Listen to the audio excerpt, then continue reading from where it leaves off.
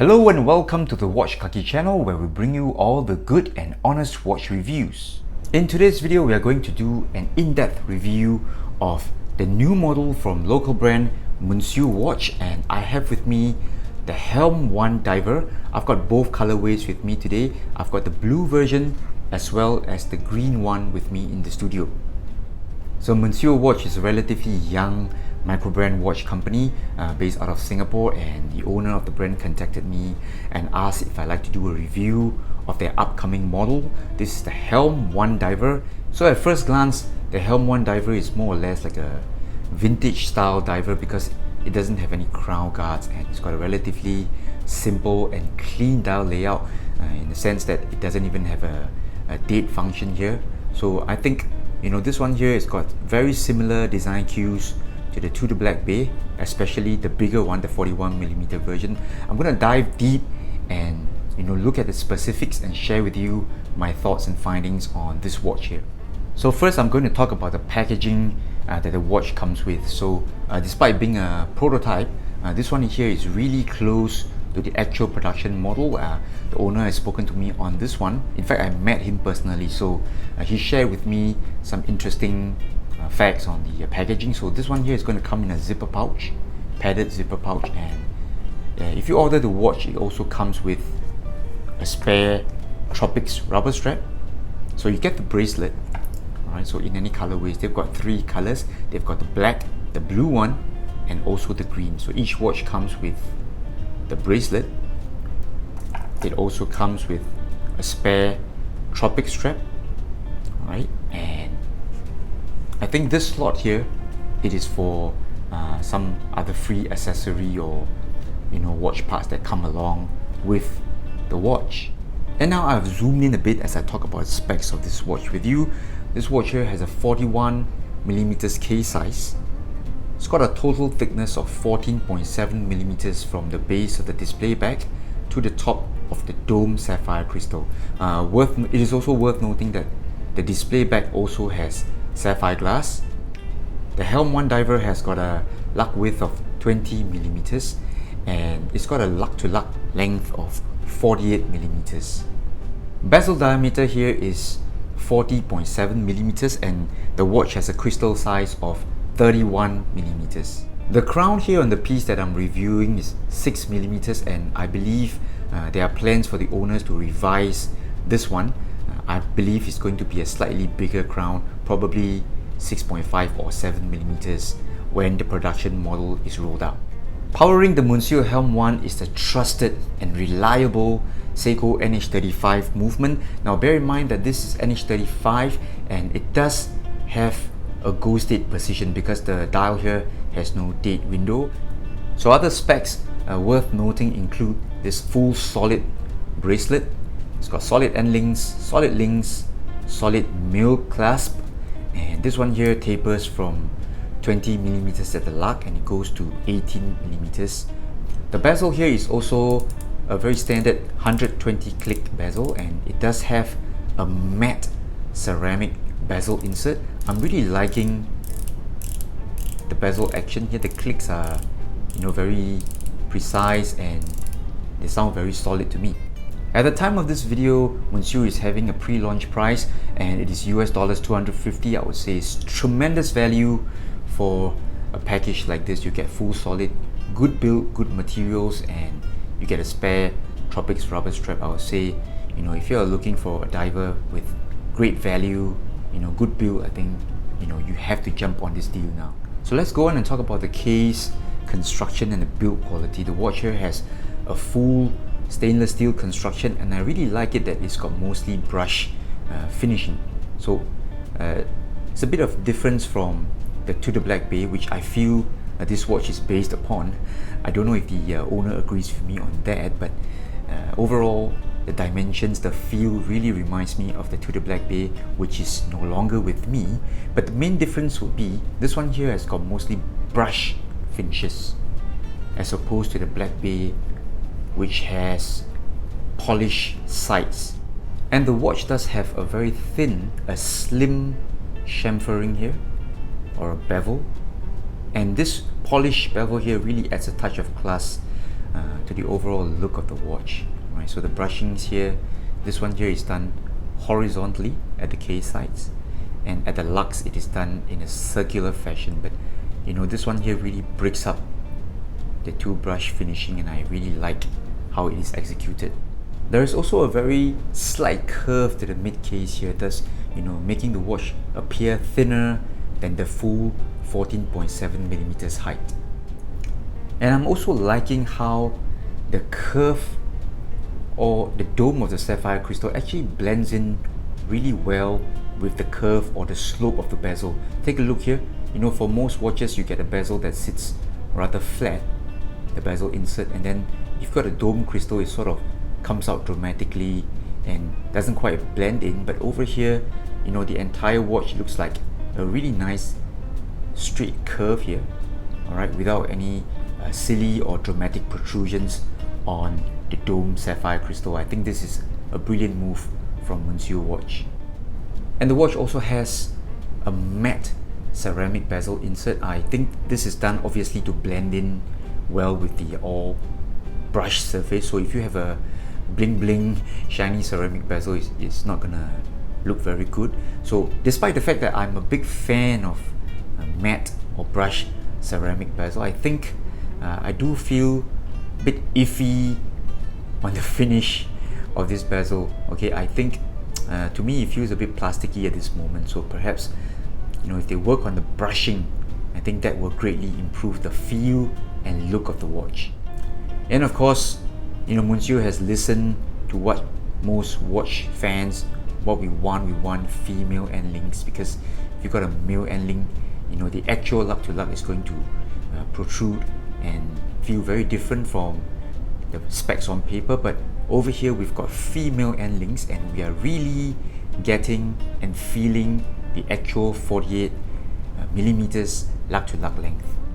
So overall, I would say the case design really resembles that of the To The Black Bay, the 41mm case size version, but this one here does feel less cumbersome and less top heavy. And I would say this is most likely due to the fact that they have sort of made the mid case thinner, so the overall feel and look of the watch appears thinner due to this slimmer mid case design here on the Monsieur Helm One. The casework and machining on the Monsieur Helm One is actually very good. I would say it's excellent for a micro brand watch at this price point. There are hardly any sharp edges, right? And even at the corners here, they don't feel rough or sharp at all, right? As is the bracelet. So all the links here, despite not having any chamfers on the underside of the link, they don't feel sharp. So since we're on the bracelet, I'm gonna tell you that this one here, the bracelet is really well done. It's very well made. Take a look, it's got milled solid scissor, milled clasp or buckle here. Really nicely done, and I like such push button operations. You don't get a second flip lock or troublesome things like that. So really easy, really nice to operate. Just push in trigger style buttons. And I'm going to tell you, this thing here, the ratcheting system, I think is just fantastic. Many times you get micro brands, they give you the very basic type of buckle at this price point or clasp. Over here we've got a fully functioning, really nice ratcheting diverse extension. So amazing job by Monsieur. On top of that, it does have 3 micro adjust buttons here, and I think this will give this watch here a really good fit on any wrist size. So now I'm going to talk about the dial design. As you can see here, the green dial version does have a gilt dial color scheme or design to it, whereas the blue one and the black one, they are white markers, a white lume. This one here has got a 4 patina look to it, so it really depends on which look you're going for. So the most striking element that you're looking at when you first see the Monsieur Helm One is the ship's wheel here, right in the middle of the dial. And of course this one ties in with the name, the overall model name here. This one is called the Helm One, and it sort of like makes sense to have this motif here, the ship's wheel, So the dial here is also a sandwich dial, which is very welcome at any price point. So most watch fans or collectors, they would prefer a sandwich dial in terms of construction and craftsmanship.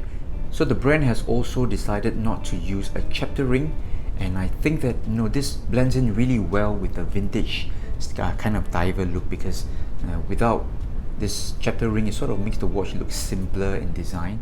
Other things to note would be the hexagonal lume dot here at the seconds hand, and the green one here has a green painted tip, whereas the blue one has a blue tip.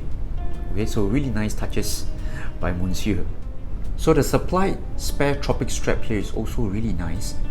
I think the material is a slightly higher grade of silicone here, because when I press or when I try to stretch the band, there is no give or bounce on the material. It is definitely not plastic, doesn't feel hard like plastic, but it also doesn't feel flimsy and stretchy like the lower grade type of silicone straps.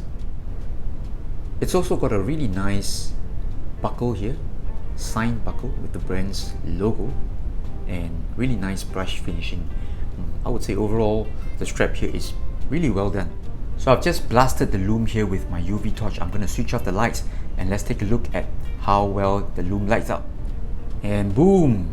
Here you can see how well or how bright the lume is on the Helm One here. It's got a fully lume bezel. I'm really liking this one here. Really nice. Makes the watch really legible at dark light conditions. And I like the fact that they've used different lume types or different lume color. Here you can see that on the dial, the sandwich dial here, they've got a more bluish looking type of lume, whereas the bezel and the handsets, they have a slightly more greenish type of lume here. Overall, the lume here is really impressive, and I think lume fans out there, you have no worries when you're looking at the Helm One diver. And here's a wrist shot of the watch on my wrist. My wrist is 17 centimeters, that's about 6.8 inches for you, and I would say at 41 millimeters, this is very wearable. It's not a problem at all, and it helps that the watch here has got a female end link, and thereby it keeps the lug to lug distance very manageable. Alright, really nice bracelet here, slight tapering, and even the buckle here, despite the ratcheting system, I think it is still not overly bulky. So one thing I don't really like about this watch is that I find that it's a little bit too thick. Right? Now it's a good thing that they have sort of reduced the mid case here. Alright, you can see that there's a lug gap because they reduce the mid case, thereby you see a protruding case back. Okay, but overall I think at 14.7, close to 15 millimeters, the watch is slightly too thick. And on the supplied tropic strap, the watch also looks just as cool. I really love this rubber strap. I think the length dimensions are spot on. You get the buckle here right in the middle of your wrist. If it's any longer, then you sort of get the buckle coming all the way here closer to your thumb zone, so I think that's a no-no. Alright, and it's also got minimal tail end sticking out. Alright, so liking it. And here's a very quick size comparison between the Helm One and some watches I've got in my studio today. So first up, I'm going to compare this to the Zin 556. Alright, so you can see that this one here is 41 millimeters and this is 38.5, and it does show. Alright, so despite the bigger dial here is bigger on the Zin because of the lack of bezel. Overall, the Helm One is still a much bigger watch, thicker watch, and also a longer watch, if I may say so. Comparing to the Seiko Samurai though, you will see that the Helm One at 41 millimeters is not that big. Alright, so this one here is about 44 millimeters, and it really shows up here. In terms of thickness though, it's worth noting that the Helm One is rather thick. It is actually thicker than the Seiko Samurai. This one here is about 13.5 I think, and the Helm One comes in at about 14.7 millimeters. So overall, I would say the Helm One here is a tremendous watch. Just great value for the money you're paying. Pre-launch price US dollars 250. You're getting a very well-made case, alright, super bracelet, and on top of that, you're getting everything in a nice pouch, along with a spare rubber strap. So at US dollars 250, I don't think you can find a better deal out there, even for micro brands. Now I'm sure many fans out there would find things that may not suit their taste with regards to the Helm One diver. Now I can think of so many things. Firstly, I think this ship's wheel motif here, this design here, may not suit everyone's taste. There are people who feel that this one may look like a, I don't know, spider, a Spider-Man logo, or even a turtle, so they may not like this one. Alright, but I think you got to give some credit to the brand for trying to look different, for trying to stand out, you know, from the numerous clone-like design kind of watches.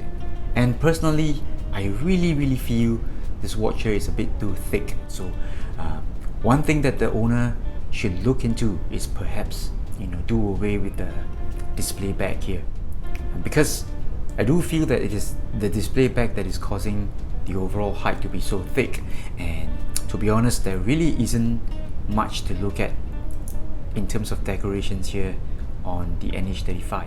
So there you have it. That was my review of the Monsieur Helm One diver. It is not in production stage yet. It is the pre-launch or pre-sale stage, where you can really get a great deal for this watch. For US dollars 250, you get a really well-made watch. You get a really nice case construction. Seriously, there are no sharp edges found all around the watch case. I'm very impressed. You get a really nice bracelet, full solid end links, solid links, nicely brushed, and you've got this female end link here, which really improves the fit and wearability of the watch. Okay, now of course there are some issues that need to be ironed out here. I do feel that the ratcheting clasp here, the buckle here, probably needs more attention with regards to finishing and polishing or sanding. Alright, but as it is, cracking package, ratcheting clasp here, fantastic value, US dollars 250. I don't know where else you can find such a good deal. Until next week, where we've got new videos uploaded for you, this is the Watch Kaki signing off with George. George is ignoring us because he's looking at the green watch. Alright, we're gonna say goodbye for now. Bye bye.